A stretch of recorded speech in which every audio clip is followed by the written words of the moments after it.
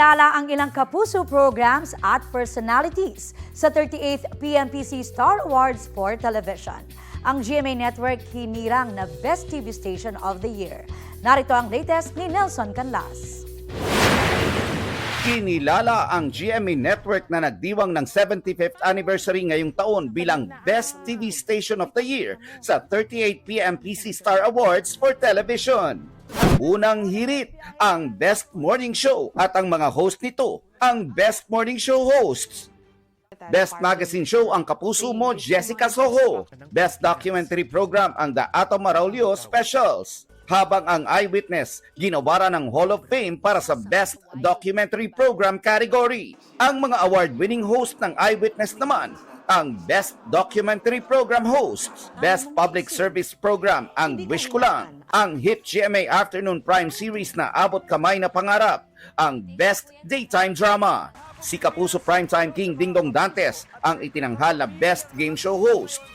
Si Dingdong din ang itinanghal na Best Educational Show host. Best Drama Anthology ang magpakailanman. Wagi si Paulo Contis bilang Best Single Performance by an Actor para sa magpakailanman episode na A Son's Karma. Sa isang episode din ng magpakailanman na Inaanak-Inanakan.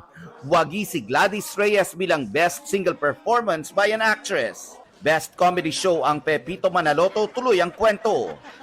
Best Mini-Series ang Walang Matigas na Pulis sa Matinik na Misis. Best Educational Program ang Born to be Wild.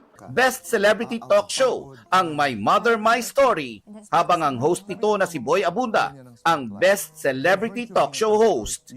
Best Showbiz-Oriented Talk Show ang Fast Talk with Boy Abunda.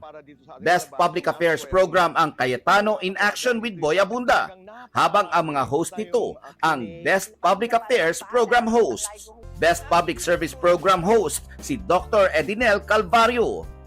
Best Variety Show ang It's Showtime. Mga Best Talent Search Program host naman sina Julian San Jose at Rayber Cruz. Tinanggap naman ni na Barbie Fortesa at David Licauco, also known as Barda, ang Herman Moreno Power Tandem Award. Nelson Canlas nagbabalita para sa GMA Integrated News.